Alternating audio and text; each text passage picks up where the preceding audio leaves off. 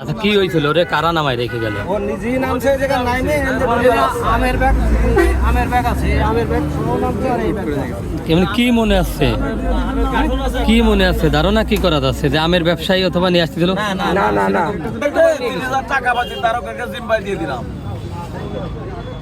ধরো গাইছে হ্যাঁ চট্টগ্রাম সাহেব। আচ্ছা আর আমি ওই ইসি দিয়ে দিয়েছে তো নেটে, তো আমার নাম্বার দিয়ে দিছি, জানেন না আমার নাম্বার দিয়ে দিছি।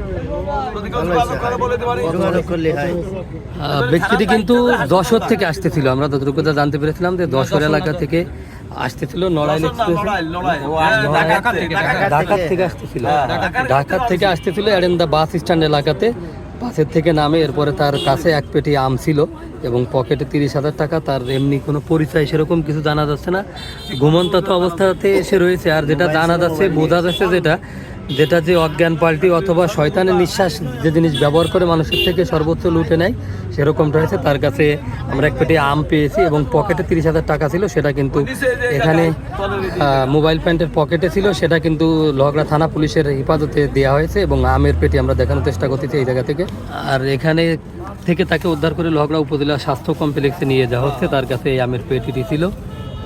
ব্যক্তিটিকে যদি কেউ চিনে জেনে থাকেন অবশ্যই কিন্তু লোহাগড়া উপজেলা স্বাস্থ্য কমপ্লেক্সে যোগাযোগ করবেন এবং আমরা যে নাম্বার দিয়ে দিয়েছি সেই নাম্বারে যোগাযোগ করবেন এরেন্দা স্ট্যান্ডের।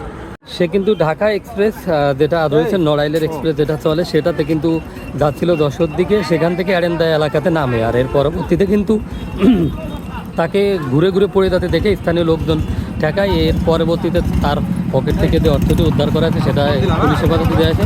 আর এখান থেকে কিন্তু স্থানীয় লোকজন তাকে লোহাগড়া উপজেলা স্বাস্থ্য কমপ্লেক্সে নিয়ে যাচ্ছে এবং তার টাকা পুলিশ হেফাজতে দেওয়া হয়েছে। এবং আমরা যে মোবাইল নাম্বারটি এখানে দিচ্ছি, এই নাম্বারে যোগাযোগ করলে পরবর্তীতে তাকে খুঁজে পেতে আরও সহযোগিতা করবেন আপনারা।